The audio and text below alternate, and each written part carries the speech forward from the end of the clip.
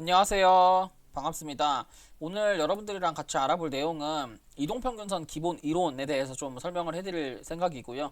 그래서 이동평균선을 이용해서 어떻게 매매를 해야 되는지, 이동평균선에 대한 기본, 이동평균선이 어떻게 보면 이제 우리가 차트를 보거나 매매를 하는데 가장 기본이 되는 선이잖아요. 그래서 이동평균선을 가지고 어떻게 매매를 할 수 있는지, 그리고 어떤 식으로 타점을 잡아야 되는지를 좀 여러분들한테 설명을 해드리려고 제가 이제 오늘 좀 파트를 좀 준비를 했거든요. 그래서 오늘 한번 내용을 잘 들어보시고 이동평균선을 가지고 어떻게 매매하면 되겠다라는 좀 그런 생각을 좀 가지시면 좋을 것 같습니다.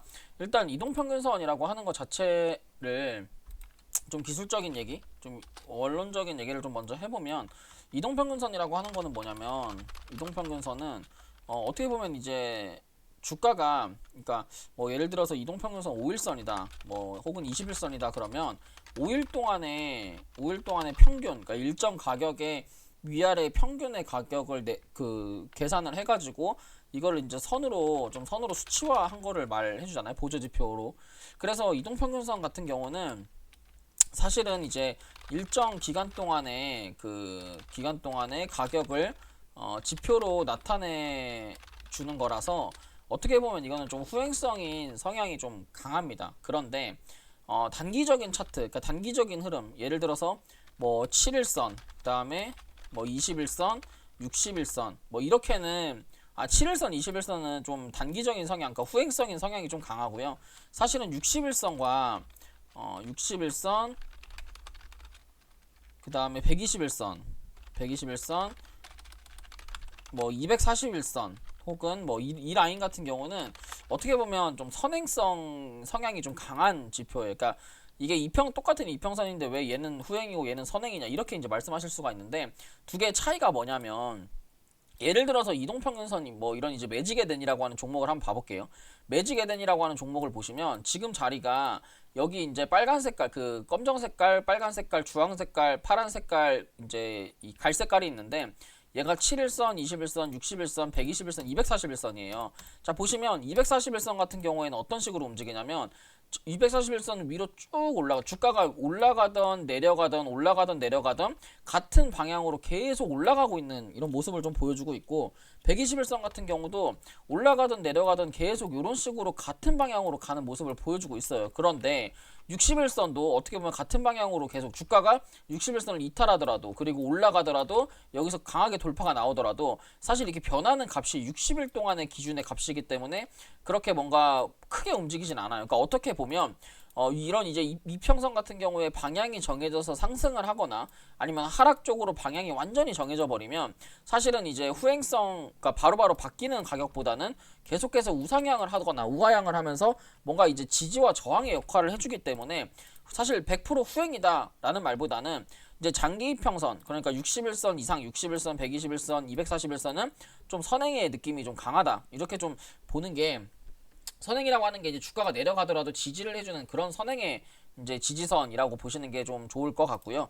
그런데 다만 7일선이나 21선 이런 단기 이동평균선 같은 경우는 어떤 주가가 하락을 하는데 너무 민감하게 반응을 하기 때문에 이런 거는 어느 정도 좀 후행의 느낌이에요. 이미 주가가 하락을 한 다음에 이동평균선이 딸려 내려오는 느낌이 좀 강해서 이제 61선 이상은 주가가 내려가더라도 사실 이동평균선이 주가를 향해 뭐 엄청 빨리 내려가진 않아요. 그러니까 주가가 이동평균선을 이탈했으면 다시 회귀를 하는, 주가가 어느 정도 이동평균선을 따라가는 느낌이 좀 있어요. 61선부터는. 근데 7일선, 21선은 이평선이 주가를 따라가는 느낌이 좀 강한 선이다. 그래서 사실은 이제 62평선 이상부터는 선행이라고 하는 개념이 주가가 이평선을 따라가고 후행성 같은 경우는 이평선이 주가를 따라가는 이제 성향이 강한 요런 이제 지표라고 생각하시면 됩니다. 그래서 이동평균선 같은 경우에는 쉽게 말하면 지지와 저항이 될 수 있는 구간이라서 지금 자리에서는 지금 보면 이제 이동평균선은 지지 저항의 이제 형태도 좀 보여준다. 그래서 주가가 사실은 이제 매직 에덴이라고 하는 종목인데 주가가 올라가면서 지지선 장기평을 지지하고 올라가고 장기평을 61선을 지지하고 올라가고 121선을 지지하고 올라가고 지금 보면 7일선과 21선과 61선을 정배열로 확장을 시키면서 올라가는 이런 그림을 좀 보여주고 있어요. 그래서 이런 이제 이평선을 가지고 매매를 할 때는 지금 자리가 정배열인지 역배열인지, 그리고 역배열이라면 하락에 베팅을 하거나 숏에 베팅을 하는 게 좋고, 정배열이라면 계속해서 상승을 베팅하는 게 저는 좋다. 이평선을 지지할 때마다 상승적으로 베팅을 하는 게 훨씬 유리하다. 저는 이렇게 말씀드리고 싶습니다. 그래서 우리가 매매를 할 때는 이동평균선을 가지고 매매를 할 때는 이 그 장기 이평선, 그러니까 121선, 지금 하이브처럼 이렇게 121선 자리를 지지를 해주고 있는, 121선을 뚫고 안착을 해서 눌리주고 있는 이런 자리를 매매를 하시는 게 굉장히 좋고, 이런 자리 중에서도 거래대금이 터지면서 장기 이평을 딱 뚫어주고, 그러면서 이제 정배열로 주가가 확장을 하려고 하는 이런 구간에 있는 종목을 매매를 하는 게 엄청 좋습니다. 그래서 지금 주가가 우리가 매매를 할 때 가장 이제 주의 깊게 봐야 되는 구간은 241선 아래에 있다가 241선을 강하게 거래량 동반 돌파하는 놈을 체크하는 게 제일 좋고요. 이제 201선, 241선, 그리고 이제 조심해야 되는 거는 241선 이탈하는 놈은 이제 이거는 이제 좀 시간이 걸린다. 다시 이게 안 가는 건 아닌데 다시 매집을 하는 이제 시간이 필요한 놈이다. 이렇게 좀 생각하시는 게 좋을 것 같습니다. 그렇게 해서 이제 이평선에 대한 기본 개념을 좀 알아봤고, 그 다음에 이동평균선은 두 가지가 있어요. 이동평균선이 EMA가 있고 이제 MA가 있습니다. MA 같은 경우에는 단순 이동평균선이 되는 거고, 이 EMA 같은 경우에는 이제 지수가 되는 거예요. 그래서 단순과 지수의 차이가 뭐냐면, 단순 같은 경우에는 그냥 뭐 예를 들어서 1, 2, 3, 4, 5가 있으면 이게 똑같이 5로 나눠가지고 계산을 정말 단순하게 하는 계산이고요.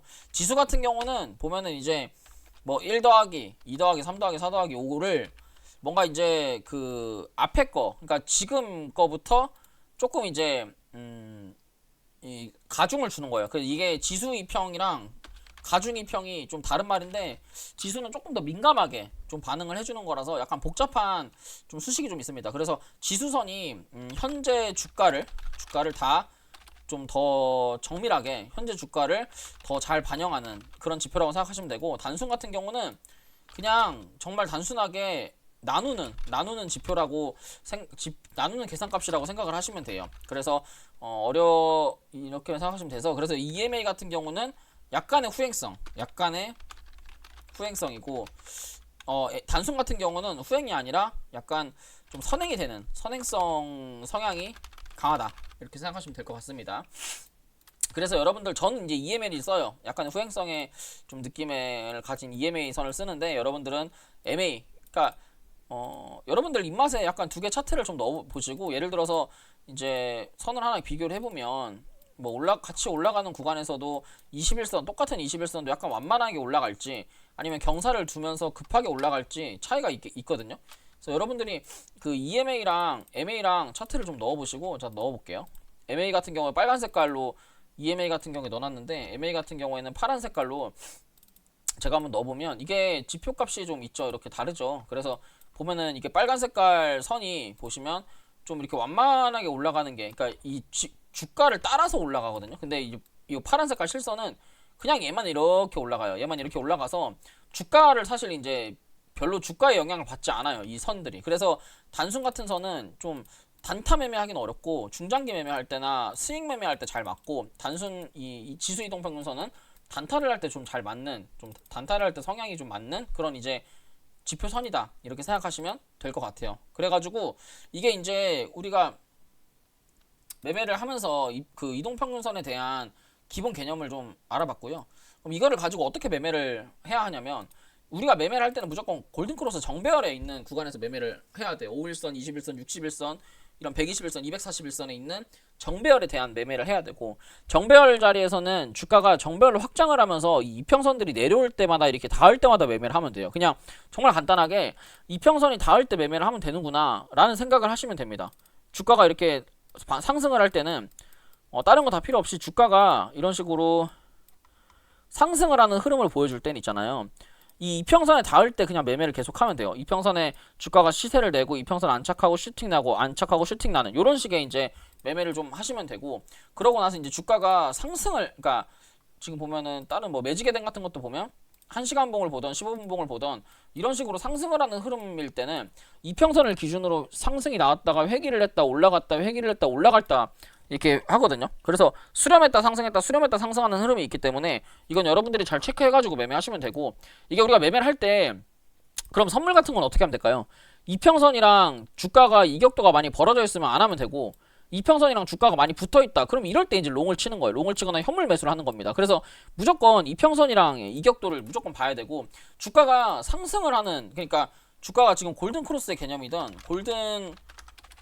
골든 크로스나 데드 크로스, 무조건 이평선이 주가와 이격도가 없는 구간에서 매매를 하셔야 합니다.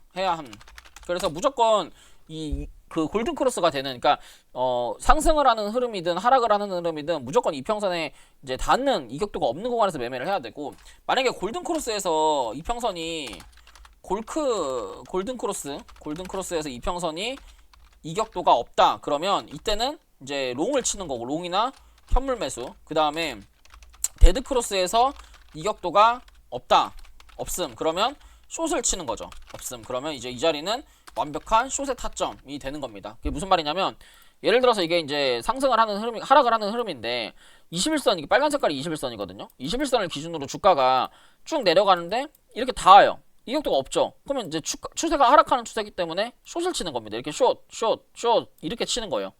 그리고 올라갈 때는 롱을 치는 거고, 이평선 닿을 때. 그래서 우리가 매매를 할 때는 이평선을 기준으로 현재 흐름이 골든 크로스인지 데드 크로스인지를 확인을 한 다음에, 그 다음에 이제 그거를 가지고 숏을 칠지 롱을 칠지를 결정을 하는 거예요. 그러니까 이평선의 방향이 굉장히 중요합니다. 그런데 그리고 나서 데드 크로스는 마찬가지. 그리고 나서 이게 떨어질 때마다 저항을 받고, 골든 크로스 때는 떨어질 때마다 지지의 역할을 받는다. 이렇게 생각하시면 됩니다. 그리고 이동평균선 크로스 같은 경우는 이게 이제 주가가 흐름이 바뀔 때 골든 크로스와 데드 크로스가 되는 경우가 있어요. 실제로 보면 주가가 이렇게 보면 여기서 매직에 대니 1시간봉 241선 자리를 강하게 거래량을 동반해서 돌파를 했죠. 그럼 이거는 거래량이 없이 상승을 했다면 저항받고 떨어집니다. 거래량이 무조건 이전의 거래량보다 무조건 많아야지 하락하던 흐름에서 상승하는 흐름으로 전환이 되는 거기 때문에 여러분들이 잘 챙겨보시고, 이렇게 이제 거래량이 동반해서 상승한 거는 기다렸다가 하락을 할 때 무조건 롱으로 눌림을 치면 된다. 그리고 단타로 이렇게 거래량이 동반되면서 돌파하는 종목을 매매를 해야 되는구나 라고 생각하시면 좋습니다. 지금 퀀텀 같은 경우도 아까 검색기에 계속 떴는데, 검색기 뜨고 나서 시세를 내고 나서 장기평을 돌파하고 쭉 눌렸다가 그러고 나서 안착하고 슈팅이 나오는 거잖아요. 이평선에 이격도가 없을 때. 그래서 항상 제일 중요한 건 뭐 이평선 매매, 거래량을 동반하면서 강하게 슈팅이 나왔다가 거래량이 없는 구간까지 눌리는, 그리고 이평선에 눌려있는 이격도가 없는 이런 구간에서 매매를 하는 게 저는 제일 유리하다라고 생각을 합니다. 이렇게 해가지고 오늘 이평선 매매 기법에 대해 좀 설명을 해봤는데, 여러분들이 이평선이랑 이제 거래량을 좀 참고하셔서 매매하시면, 저는 이평선 매매만 하더라도 사실 선물이나 현물 단타를 치는 데는 어렵지 않기 때문에 여러분들이 매매를 하는데 저는 충분히 도움이 될 거라고 생각합니다. 자, 오늘 준비한 내용 여기까지고요. 여러분 잘 참고하셔가지고 공부 한번 해보시면 될 것 같습니다. 감사합니다.